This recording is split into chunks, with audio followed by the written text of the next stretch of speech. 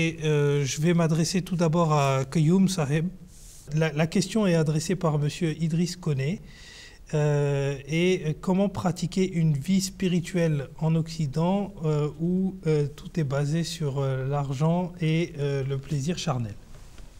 Je crois que ça ne concerne pas que l'Occident, parce qu'aujourd'hui, avec la situation du monde, je pense que c'est difficile de pratiquer sa spiritualité un peu partout, quoique c'est un peu plus difficile parce que les tentations sont un peu plus grandes ici en Occident.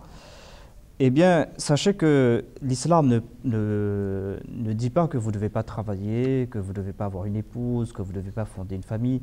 L'islam ne dit pas que vous devez vivre cloîtré comme un moine. L'islam vous demande de vivre votre vie en tant qu'être humain, mais aussi de pratiquer la foi, de faire cette lutte pour essayer de vous rapprocher de Dieu. Donc, comment pratiquer sa vie spirituelle en Occident quand tout est basé sur l'argent et le plaisir charnel? Voilà la question.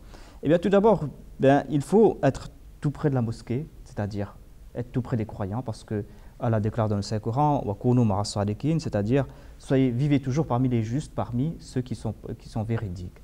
Ensuite, il faut donc, comme je vous ai dit, accomplir la prière, c'est-à-dire être proche des croyants, venir à la mosquée souvent, prier soi-même. Et Allah déclare à propos de la prière, et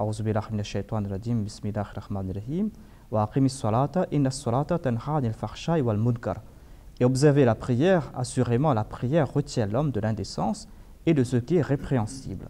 Donc en accomplissant les 5 prières quotidiennes, le but c'est de se détourner de toute chose qui est indécente, qui est répréhensible. Et si l'on voit que grâce à la prière, on est en train de se détourner des choses qui sont condamnables, eh bien cela veut dire que ces prières sont exaucées, sont acceptées. Sinon, eh bien, on va devoir essayer de se corriger, voir c'est où les erreurs. Ensuite, comme je vous dis, la quête de l'argent n'est pas un mal en soi, mais il faut trouver l'équilibre. Il faut comprendre que Dieu nous fait comprendre que voilà, vous devez certes travailler en ce monde, vous devez essayer d'avoir des bonnes choses en ce monde, parce qu'il y a aussi cette prière, Rabbana atina fid dunya hasanatan wa fil akhirati hasanatan wa qina adhaban nar. Nous disons à Dieu, donne-nous les bonnes choses d'ici-bas et donne-nous les bonnes choses de l'au-delà. Donc en tant que croyant, il faut profiter de ces bonnes choses que Dieu nous a accordées.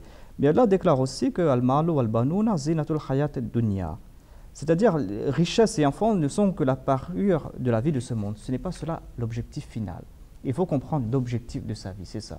La façon de pouvoir se protéger de ces mauvaises choses. C'est-à-dire comprendre que ce n'est pas ce monde, ces plaisirs de ce monde qui sont notre objectif final. Notre objectif final, c'est de plaire à Dieu.